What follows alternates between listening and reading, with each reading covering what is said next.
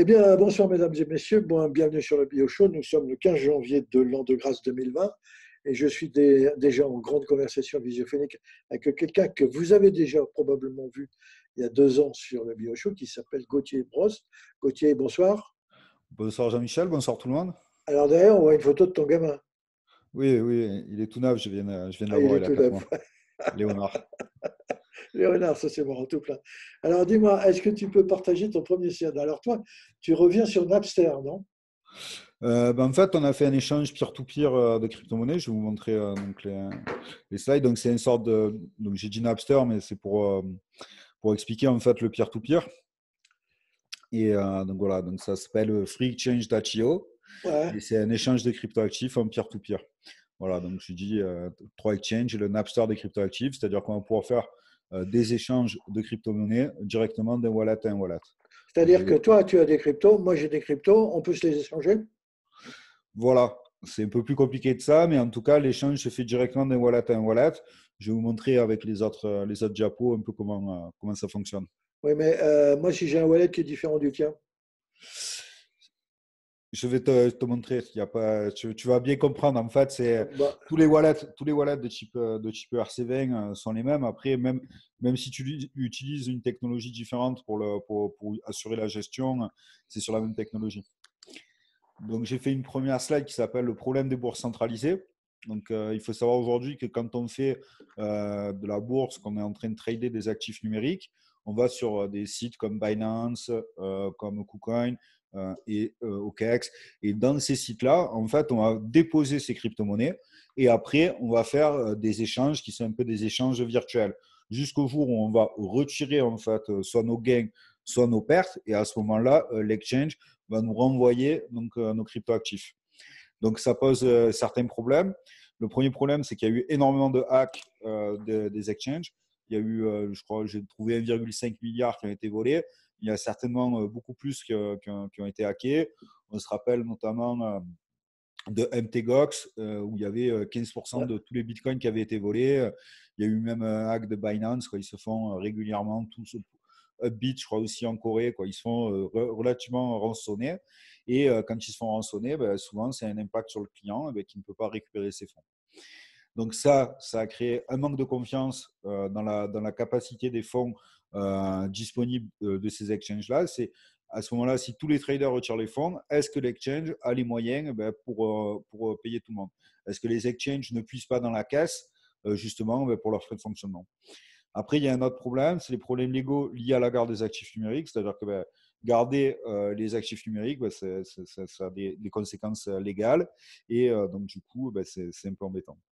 En France, c'est permis tout ça? En France, c'est réglementé, je pense, hein. Hmm. Après, je ne connais pas d'exchange. Il faudrait voir les règlements. Mais voilà, en tout cas, il y a des autorisations légales à avoir pour être un exchange régulé.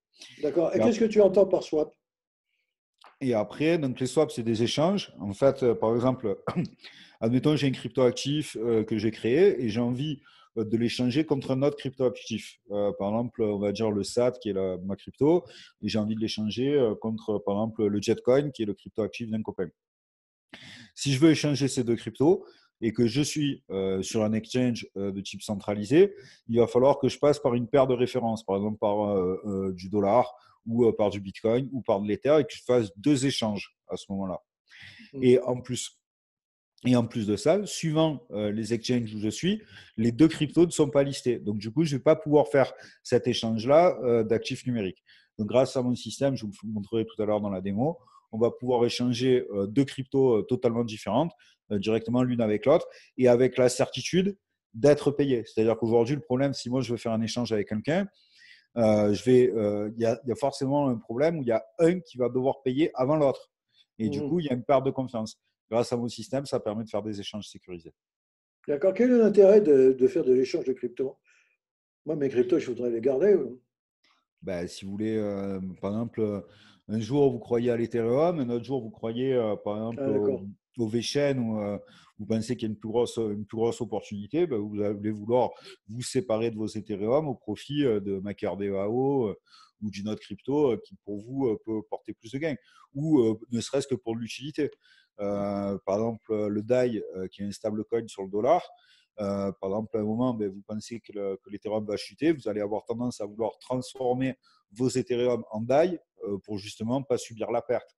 Donc, il y a 1000 raisons, quoi. Il y a 1000 raisons qui font qu'on exchange Et alors, si on échange nos cryptos, ils n'ont pas forcément la même valeur. Ah, mais ça, c'est calculé. Ça a pris la valeur, c'est le cours du marché. Je vais vous montrer comment ça D'accord, fonctionne, après. C'est pas une valeur de 1 pour 1, forcément. d'accord, ok. Voilà, donc je vais passer à la diapo. Donc, nous, notre solution, donc par rapport aux exchanges décentralisés, c'est pas d'intermédiaire dans les transactions. Donc aujourd'hui, quand on est en mode centralisé, donc c'est créer une plateforme de trading de portefeuille à portefeuille. Une plateforme centralisée, par exemple, Madame Michou, elle va déposer, attendez, hop, Madame Michou, elle va déposer 100 bitcoins dans la plateforme et après, elle va faire du trading à l'intérieur. Et le jour où elle ressort, elle va sortir, par exemple, avec 110 bitcoins. Et tout le monde va faire son dépôt. Et après, il va y avoir une manipulation comptable à l'intérieur donc de l'exchange pour justement définir quelle est la cote en fonction de l'offre et de la demande Mhm. de chaque token. Grâce à notre système décentralisé, chaque intervenant va pouvoir créer un ordre qui est dans la blockchain, donc dont il garde la garde, c'est-à-dire qu'il a toujours la garde de sa crypto. Et lorsqu'il y a une offre lorsque l'offre et la demande est réunie entre une offre d'achat et une offre de vente, à ce moment-là, l'offre est complétée et chaque personne récupère le montant de la crypto qui lui est dû. Mhm. Voilà, donc Et ta plateforme, elle existe en vrai? Elle a une existence virtuelle ou elle existe où? En Chine? En France? elle est en état de fonctionnement, oui, elle est en état de fonctionnement. Et elle est basée où? Pour l'instant, c'est un projet qu'on a fait, un side project qu'on a fait avec quelqu'un de mon équipe. Ah, d'accord. Donc, c'est pas lancé, c'est lancé quand même aujourd'hui. Si, c'est lancé, c'est en état de fonctionnement. Ah, d'accord. Bon. Voilà. Alors, j'ai Voilà. tout Donc, si compris vous avez... jusqu'à présent. Pardon? J'ai tout compris jusqu'à présent. C'est bon? Alors, on va passer à la diapo. On va passer à la diapo suivante. Parfait. Donc, pourquoi maintenant? Pourquoi lancer un exchange aujourd'hui, un exchange décentralisé? Le premier point, c'est qu'il y a une perte de confiance des traders envers les exchanges. À chaque fois qu'il y a un scandale avec des hacks, les traders, ils n'ont plus confiance dans les plateformes. Donc, du coup, ils ont tendance à ne pas vouloir faire de dépôt. Il y a la régulation qui touche les exchanges et qui font fermer un par un des exchanges dans des zones données. Il y a l'arrivée des security tokens, c'est-à-dire les tokens qui vont représenter une action. Donc forcément, un exchange décentralisé va pouvoir permettre de trader en plus des cryptoactifs des actions, c'est-à-dire des security tokens. Et Mhm. après, il y a un autre point, c'est que les performances en transactions par seconde commencent à le permettre. C'est-à-dire qu'avant, il y avait une lenteur et un coût pour une transaction qui ne permettait pas en fait de lancer un exchange de wallet à wallet. Et c'était plus opportun de passer directement dans un système centralisé où les offres d'achat et les offres de vente sont gérées en interne plutôt que dans la blockchain. D'accord. Et qu'est-ce qui accélère le nombre de transactions et la vitesse? Là, c'est l'évolution, hein. Nous, on est sur la blockchain Ethereum. Donc, à chaque fois, ils font des forks. Donc, ils lancent des nouvelles fonctionnalités pour justement augmenter le nombre de transactions par seconde et baisser le prix du gaz, donc les frais de minage qui sont inhérents à chaque transaction. Mhm. Dis-moi, pour les sécurités tokens, il y a des plateformes qui permettent, qui intègrent une bourse où je peux vendre mes tokens en 2 clics. Ah oui? Ouais. Et alors, toi, c'est pour un échange de sécurité token. C'est-à-dire, j'ai une action dans la plateforme Y et je voudrais avoir les échanger contre des tokens de la plateforme X. Soit tu permets de faire ça. Faire de l'échange ou c'est de la vente, hein, de la vente ou de l'achat de l'échange, hein. Ouais. Bon, ok. D'accord. Et vous me direz ce que c'est les bourses de crypto, de security qui existent aujourd'hui. Ah bah, ils en ont tous ou à peu près, hein. Ah ben, on ira regarder Par ça. exemple, il y a une startup, une plateforme qui s'appelle Equisafe.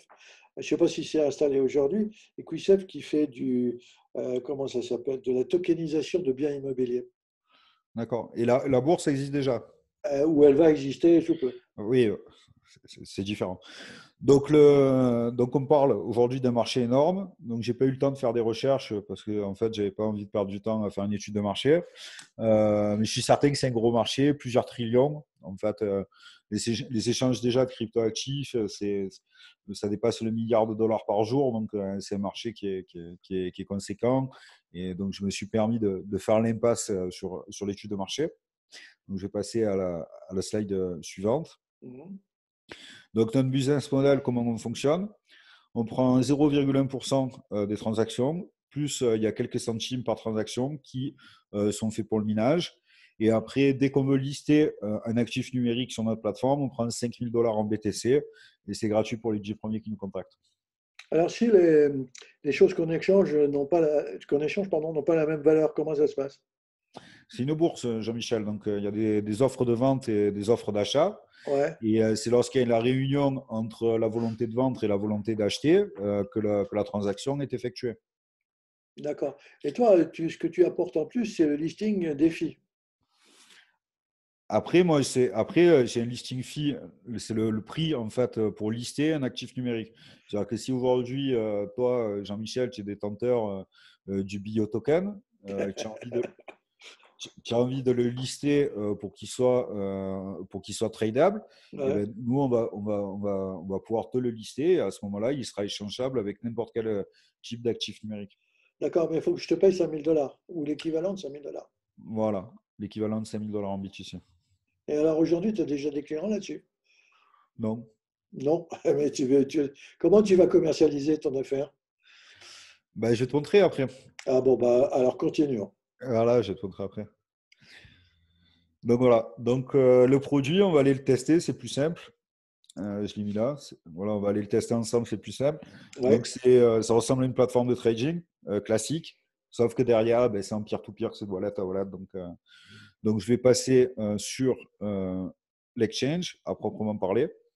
Donc on est sur ce site web là. Là, on est sur un site web, là, on est sur l'exchange. Donc ça ressemble. Donc là, ça va permettre de choisir deux actifs numériques. Hmm. Ouais, selon toi, il y en a combien d'actifs numériques aujourd'hui dans le monde? Oh, il doit y en avoir 2200 et avec l'arrivée des security tokens, ça va exploser. Ouais, d'accord. Voilà, des listés. Après, il y en a beaucoup qui sont morts. Voilà, mais avec l'arrivée des security tokens, ça va être une explosion des actifs, quoi. Mhm. Voilà, donc ça ressemble à ça. Donc là, par exemple, j'ai montré pour l'échange entre l'Ether et le DAI. Donc le DAI, en fait, c'est un stablecoin qui représente 1 $. Mhm. Donc là, on a une bourse qui est relativement classique pour les gens qui ont déjà fait du trading. Donc là, on voit bien qu'on est sur la paire ETH-DAI. Et là, Mhm. il y a les ordres, tous les ordres de vente. Et là, il y a tous les ordres d'achat. Donc là, il y a un spread de 0,24. Donc c'est là où tout à l'heure, tu me disais, mais si l'actif n'a pas la même valeur, Mhm. en fait, ça fonctionne pas comme ça, une bourse. Une bourse, c'est donc des ordres. Donc les gens font des ordres. Et une fois qu'il y a la concomitance entre une volonté d'acheter et une volonté de vendre, que la transaction se fait automatiquement. On D'accord. est d'accord? Mhm. C'est là où tu vas faire par exemple du market buy. Donc là, tu vas acheter par exemple au prix du marché. Si tu achètes au prix du marché, tu vas acheter donc à 160, tu vas acheter à 165 dollars l'Ethereum. Mhm. D'accord? Tu vas acheter la première offre. Mhm. Donc ça fonctionne comme ça. Après, si toi, le prix de 165 dollars ne te convient pas, mais que tu veux en acheter par exemple à 160 dollars, d'accord? Tu vas Mhm. créer une offre limite, d'accord? Et tu vas mettre le prix que tu veux. Ah, Et si d'accord. quelqu'un est prêt à vendre au même prix, à ce moment-là, il va y avoir une réunion de l'achat et de la vente et la transaction va partir toute seule. D'accord. Et comment elle se dénoue la transaction? Pardon? Comment se dénoue la transaction? Ben, je vais te montrer. Ah bon. Donc là, d'abord, tu peux te connecter. Donc là, tu vas connecter ton wallet sur le site internet. Tu vas pouvoir te connecter avec MetaMask. D'accord? C'est un système de wallet que toutes les personnes qui utilisent de l'Ethereum ont tendance à utiliser. Mais nous, pour l'occasion, on a créé un wallet facile à utiliser qui est le SAT Wallet et qui Mhm. va te permettre de stocker tes cryptoactifs facilement en te connectant avec Facebook. Donc, en un clic, ça te crée un wallet. Et avec ce wallet-là, tu vas être en capacité directement de faire du trading. Donc, de ton wallet, au wallet de quelqu'un d'autre.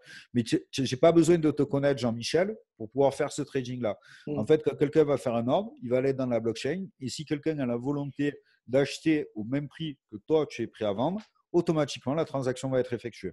OK? D'accord. Voilà, donc maintenant je vais te montrer comment fonctionne une transaction. Donc je ne vais pas échanger du DAI ou de l'Ether. Je vais revenir sur le site. Et j'ai fait un ordre tout à l'heure sur du SAT et du Jetcoin. Donc le SAT, c'est ma crypto-monnaie et le Jetcoin, c'est la crypto-monnaie d'un copain. Donc je sélectionne une paire. Tu vois, là par exemple SAT Jetcoin. Et à ce moment-là, je vais regarder les paires, les offres qui sont disponibles sur cette paire. Donc là, j'ai deux offres qui sont disponibles sur cette paire-là. Donc, je vais vouloir acheter du jet. Donc, je vais l'acheter au prix du marché. D'accord? Donc, non, je vais vouloir acheter du SAT et je vais vouloir l'acheter au prix du marché. Donc, je vais vouloir acheter, là, il y a 100 000 SAT. Donc, je ne suis pas obligé d'acheter toute l'offre. Je vais vouloir, moi, je veux acheter 90 000 SAT au prix du marché. Donc, je fais la somme que je veux acheter. Je vais cliquer Buy. Et à ce moment-là, on me demande mon mot de passe. Mon mot de passe, c'est fait pour sécuriser la transaction dans la blockchain. Donc là, c'est moi qui ai mis ce mot de passe ou c'est toi? Ah non, non, non, ce mot de passe, c'est le mot de passe de mon wallet qui va me permettre, moi, de sécuriser la transaction. D'accord? À ce moment-là, donc moi, je sécurise ma transaction. Toi, tu as déjà sécurisé ta transaction avant lorsque tu as voulu vendre du SAT contre du Jetcoin. Et donc, je vais confirmer ma transaction. Donc là, ça fait une transaction dans la blockchain. Donc, il y a le temps que ce soit miné. D'accord? Ça prend un petit peu de temps. Normalement, ça va prendre à peu près entre 15, 30, 40 secondes. Ça dépend un peu du temps de la blockchain. Et une fois que ça va, voilà, donc tu as pris peut-être 15 secondes. Donc là, la transaction a été validée et on va voir exactement ce qui s'est passé dans la blockchain si tu le veux bien. Ouais. Donc là, je vais cliquer sur le hash de la transaction et je vais aller sur Etherscan. Donc Etherscan, c'est le système d'explorateur pour voir les transactions dans la blockchain. Donc tout ce qui se passe. Donc là, la transaction est bien passée et elle est en train. Donc là, le bloc est en train d'être miné.